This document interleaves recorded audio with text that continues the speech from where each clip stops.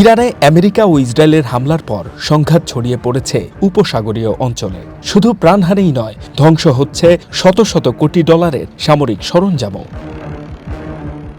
ইরানের কয়েকটি গণমাধ্যম দাবি করেছে কাতারে অবস্থিত আমেরিকার সবচেয়ে বড় রাডার ব্যবস্থা AN/FCS-132 ধ্বংস করা হয়েছে। ক্ষেপণাস্ত্রের নিখুঁত হামলায় প্রায় $110 কোটি মূল্যের এই রাডারটি ধ্বংস হয়েছে বলে জানানো হয়।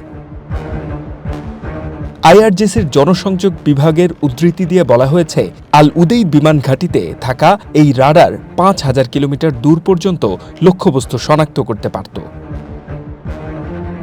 উপসাগরীয় আকাশ সীমায় কোনো ক্ষেপণাস্ত্র ঢুকলেই সতর্ক সংকেত দিত এই ব্যবস্থা। 2013 সালে এটি স্থাপন করা হয়েছিল মূলত ইরানের ক্ষেপণাস্ত্র কার্যক্রম নজরদারির জন্য। খবরে আরও দাবি করা হয়েছে, কাতারের কয়েকজন কর্মকর্তা রাডার ক্ষতির বিষয়টি স্বীকার করেছেন। এদিকে কাতারের প্রতিরক্ষা মন্ত্রণালয় নিশ্চিত করেছে দেশটিকে লক্ষ্য করে দুটি ব্যালিস্টিক ক্ষেপণাস্ত্র ছোড়া হয়েছিল। এর একটি আকাশ প্রতিরক্ষা ব্যবস্থায় প্রতিহত করা গেলেও অন্যটি আল উদেইদ আমেরিকান ঘাঁটিতে আঘাত হানে। তবে এ ঘটনায় কোনো হতাহতের খবর পাওয়া যায়নি। কাতার জানিয়েছে তারা ইরানের রেভলিউশনারি গার্ড সংশ্লিষ্ট দুটি সেল গ্রেপ্তার করেছে। অন্যদিকে আরব আমিরাতের দুবাইয়ে অবস্থিত আমেরিকান কনসুলেটের কাছে ড্রোন হামলার ঘটনাও ঘটেছে। মঙ্গলবার রাতে হামলার পর কনসুলেটের আশপাশে ধোঁয়া উঠতে দেখা যায়। এরপর থেকেই পুরো এলাকা জুড়ে কঠোর নিরাপত্তা ব্যবস্থা জোরদার করা হয়েছে।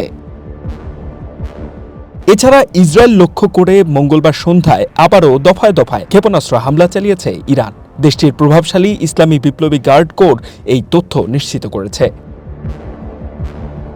ফার্স্ট নিউজ এজেন্সির প্রতিবেদনে বলা হয়েছে, IRGCর বিমান বাহিনী ইসরায়েল লক্ষ্য করে বিপুল সংখ্যক ক্ষেপণাস্ত্র ও drone ছুড়েছে।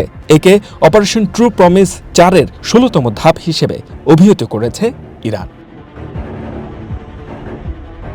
HM Ataullah, one international desk.